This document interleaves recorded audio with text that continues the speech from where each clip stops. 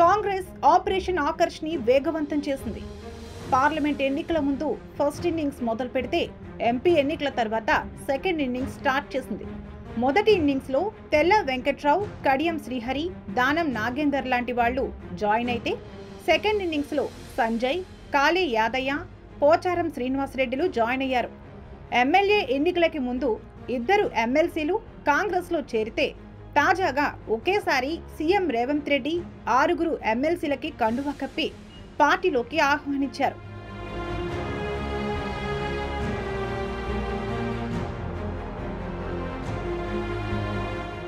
Assembly సమావేశాలలోపు పెద్ద ఎత్తున ఎమ్మెల్యేలు, ఎమ్మెల్సీలు జాయిన్ అవుతారని అంటున్నారు కాంగ్రెస్ నేతలు.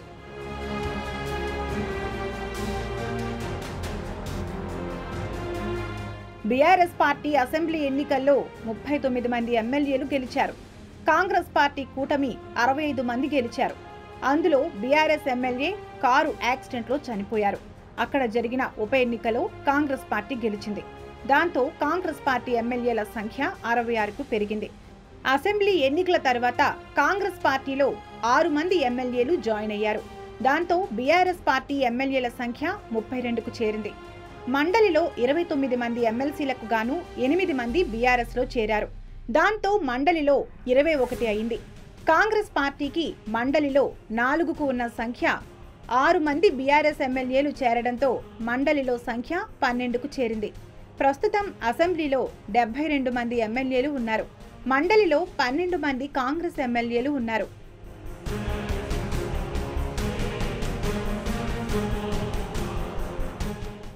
ముఖ్యంగా ఉమ్మడి నిజామాబాద్, ఆదిలాబాద్, గ్రేటర్ హైదరాబాద్ పైనే రేవంత్ రెడ్డి ఫోకస్ చేసినట్లు తెలుస్తుంది.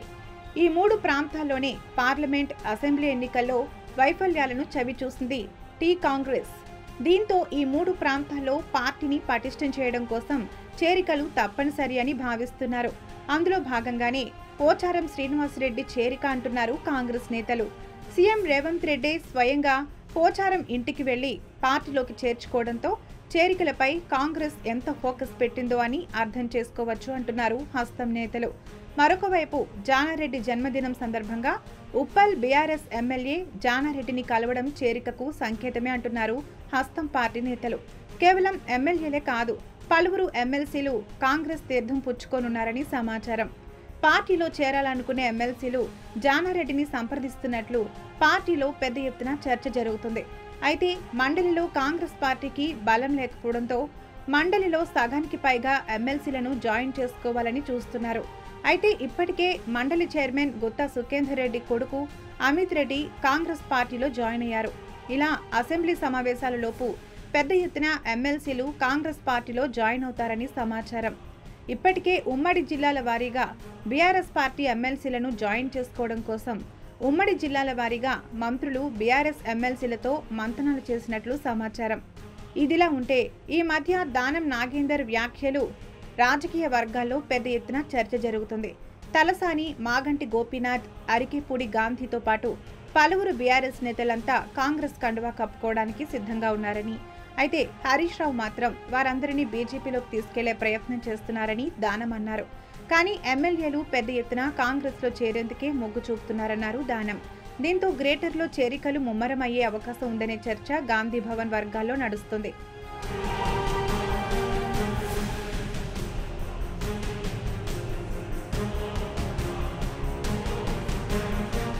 మండలిలో కాంగ్రెస్ పార్టీకి బలం లేకపోవడంతో మెజార్టీ ఎమ్మెల్సీలను కూడా పార్టీలో జాయిన్ చేసుకోవాలని చూస్తున్నారు. మండలిలో 21 మంది బీఆర్ఎస్ పార్టీ నుండి ఉన్నారు. కాంగ్రెస్లో చేరిన ఎమ్మెల్సీలను కలుపుకుని కాంగ్రెస్ పార్టీకి 12 మంది ఎమ్మెల్సీలు ఉన్నారు. ఇవన్నీ ఒక ఎత్తైతే గతంలో కేసీఆర్ ఫార్ములానే ఇప్పుడు రేవంత్ రెడ్డి అమలు చేస్తున్నారని, 2014లో టీడీపీ కాంగ్రెస్ ఎమ్మెల్యేలను, 2018లో కాంగ్రెస్ ఎమ్మెల్యేలను కేసీఆర్ తన పార్టీలో చేర్చుకున్నట్లే ఇప్పుడు రేవంత్ రెడ్డి కూడా బీఆర్ఎస్ ఎమ్మెల్యేలను జాయిన్ చేసుకుని సంఖ్యాపరంగా బలపడాలని చూస్తున్నారట.